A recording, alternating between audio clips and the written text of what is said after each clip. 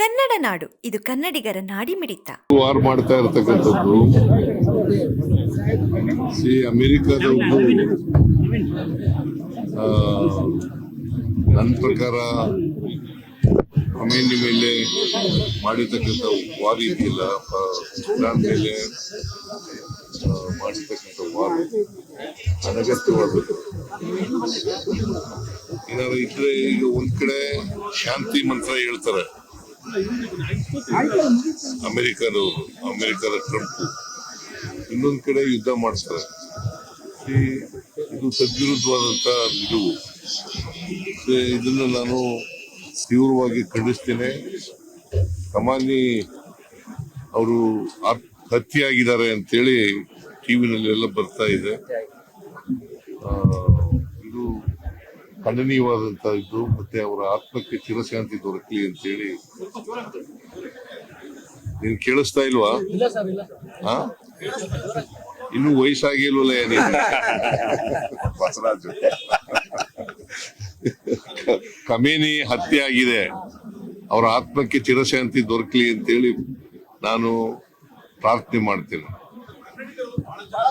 ಅದಕ್ಕೆ ಹೇಳಿದ್ದೀನಿ, ನಾನು ಮಾತಾಡಿದ್ದೀನಿ ನಾನು ನಮ್ಮ ಚೀಫ್ ಸೆಕ್ರೆಟರಿ ಜೊತೆ ಮಾತಾಡಿದ್ದೀನಿ, ನಮ್ಮ ಪ್ರಿನ್ಸಿಪಲ್ ಸೆಕ್ರೆಟರಿ ಜೊತೆ ಮಾತಾಡಿದ್ದೀನಿ, ಡೆಲ್ಲಿಲಿ ಇರ್ತಕ್ಕಂಥ ನಮ್ಮ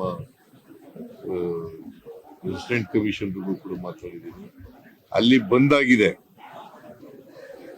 ದುಬೈನಲ್ಲಿ ಬಂದಾಗಿದೆ ಏರ್ಪೋರ್ಟ್. ಅದು ತೆರವು ಮಾಡಿದ ತಕ್ಷಣ ಅವ್ರನ್ನ ಕರ್ಕೊಬರಕ್ಕೆ, ಸೇಫಾಗಿ ಕರ್ಕೊಬರ್ಲಿಕ್ಕೆ ಪ್ರಯತ್ನ ಮಾಡ್ತಾರೆ.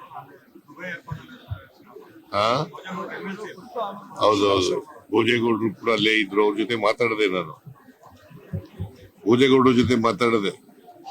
ಆರಾಮಾಗಿದ್ದಾರಂತೆ, ಹೋಟೆಲ್ ನಲ್ಲಿ ಇದ್ದಾರಂತೆ. ಅದರಿಂದ ಇದಾದ್ಮೇಲೆ ನಾವು ಇವ್ರ ಜೊತೆ ಟಚ್ ನಲ್ಲಿ ಇದ್ದೀವಿ. ವಿದೇಶಾಂಗ ಸಚಿವಾಲಯ ಅದರಿಂದ ನಾವು ಯಾರಿಗೂ ತೊಂದರೆ ಆಗದ ರೀತಿಯಲ್ಲಿ ಸುರಕ್ಷಿತವಾಗಿ ಕರ್ಕೊಂಡು ಬರ್ತಕ್ಕಂಥ ಪ್ರಯತ್ನವನ್ನು ಮಾಡ್ತಾ ಇದ್ದೀವಿ.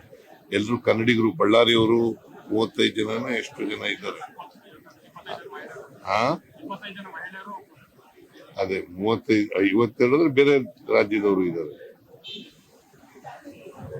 ಸೊ ಅವ್ರನ್ನೆಲ್ಲ ವಾಪಸ್ ಕರ್ಕೊ ಬರ್ಲಿಕ್ಕೆ ಪ್ರಯತ್ನ ಮಾಡ್ತೀವಿ. ನಾವು been in touch with the foreign affairs ಸಚಿವಾಲಯ ಸೆಕ್ರೆಟರಿಯೇಟ್ ಜೊತೆ ಟಚ್ ನಲ್ಲಿ ಇದ್ದೀವಿ. ನಾನು ಚೀಫ್ ಸೆಕ್ರೆಟರಿಗೂ ಮಾತಾಡಿದ್ದೀನಿ, ನಿನ್ನೆ ಮಾತಾಡಿದೆ, ಇವತ್ತು ಮಾತಾಡಿದೆ, ಬೆಳಿಗ್ಗೆನು ಮಾತಾಡಿದೆ. So all our Indians are safe in Dubai. ಅದೆಲ್ಲ ಬಂದ್ಮೇಲೆ ನೋಡಿ.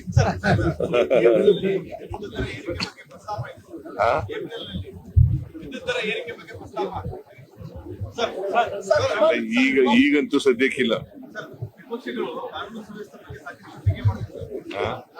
ವಿಪಕ್ಷಗಳಿಗೆ ಬೇರೆ ಏನು ಕೆಲಸ ಇಲ್ಲ, ಇವ್ರಿಗೆ